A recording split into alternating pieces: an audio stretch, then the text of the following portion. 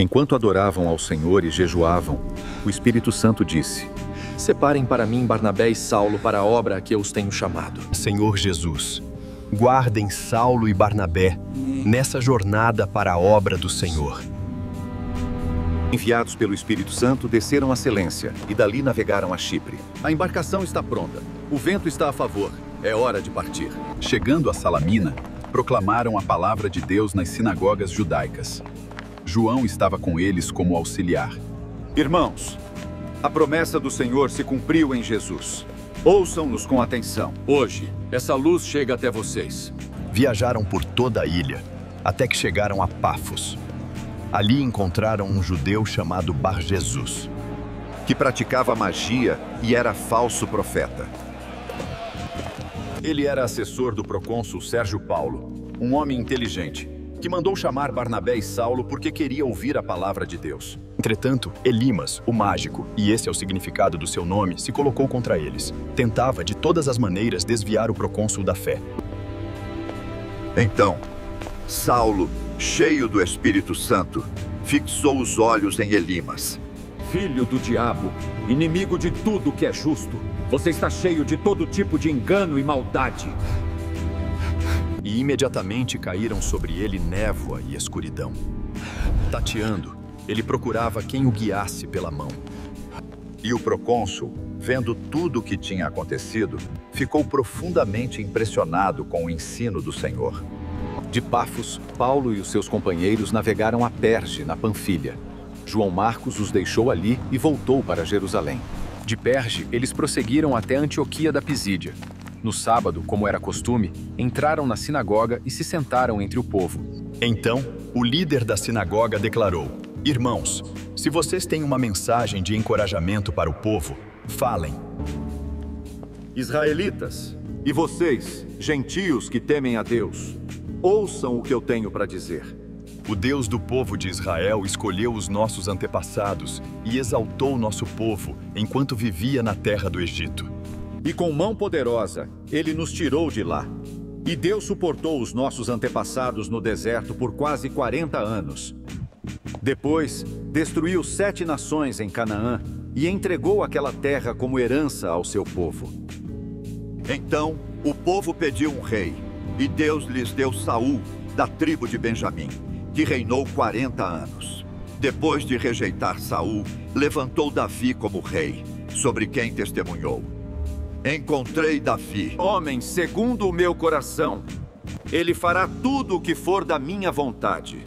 Da descendência desse homem, Deus trouxe a Israel o Salvador, que é Jesus, como havia prometido.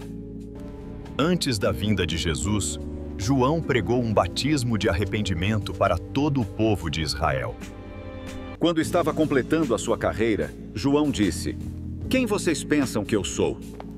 Não sou quem vocês pensam. Mas eis que vem depois de mim, aquele cujas sandálias não sou digno de desamarrar. Irmãos, filhos de Abraão e gentios tementes a Deus, a nós foi enviada esta mensagem de salvação. O povo de Jerusalém e os seus governantes não reconheceram Jesus. Mas, ao condená-lo, cumpriram as palavras dos profetas, que são lidas todos os sábados. Mesmo não achando motivo legal para uma sentença de morte, pediram a Pilatos que mandasse executá-lo. Tendo cumprido tudo o que estava escrito a respeito dele, tiraram ele do madeiro e o colocaram em um sepulcro. Deus, porém, o ressuscitou dentre os mortos, e por muitos dias ele foi visto por aqueles que tinham ido com ele da Galiléia a Jerusalém. Estes agora são testemunhas de Jesus para o povo. Nós lhes anunciamos as boas novas. O que Deus prometeu aos nossos antepassados, Ele cumpriu para nós, seus filhos, ressuscitando Jesus, como está escrito no 2º Salmo. Você é meu filho, eu hoje o gerei. O fato de que Deus o ressuscitou dentre os mortos, para que nunca entrasse em decomposição, é declarado nestas palavras: Eu dou a vocês as santas e fiéis bênçãos prometidas a Davi. Não permitirás que o teu santo sofra decomposição. Tendo, pois, Davi servido ao propósito de Deus na sua geração, adormeceu, foi sepultado com os seus antepassados e o seu corpo se decompôs. Contudo, aquele a quem Deus ressuscitou não sofreu decomposição. Portanto, meus irmãos, quero que saibam que por meio de Jesus é proclamado o perdão dos pecados a vocês. E de todas as coisas que não podiam ser justificados pela lei de Moisés, por meio dele, todo aquele que crê é justificado. Portanto, tenham cuidado para que não aconteça o que disseram os profetas. Olhem, escarnecedores, se admirem e pereçam, pois nos dias de vocês farei algo em que jamais creriam se lhes fosse contado. Paulo e Barnabé estavam saindo da sinagoga, o povo tocado pela mensagem. Voltem no próximo sábado, falem mais dessas palavras. E enquanto caminhavam, estes homens conversavam com Paulo e Barnabé. Eles os encorajavam, recomendando que continuassem firmes na graça de Deus. No sábado seguinte, quase toda a cidade se reuniu para ouvir a palavra do Senhor. Quando os judeus viram aquela multidão, ficaram tomados de inveja e, cheios de fúria, começaram a contradizer Paulo. Era necessário anunciar primeiro a vocês a palavra de Deus. Uma vez que a rejeitam e não se julgam dignos da vida eterna, agora nos voltamos para os gentios. Pois assim o Senhor nos ordenou. Eu fiz de você uma luz para os gentios, para que você leve a salvação até os confins da terra. Ouvindo isso, os gentios se encheram de alegria. Eles exaltaram a palavra do Senhor e creram todos os que haviam sido chamados para a vida eterna. A palavra do Senhor se espalhava por toda a região.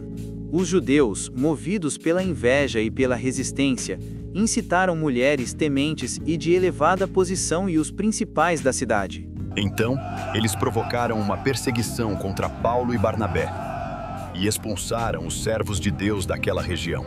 Paulo e Barnabé sacudiram a poeira dos pés como um sinal de protesto e seguiram em frente, rumo a Icônio.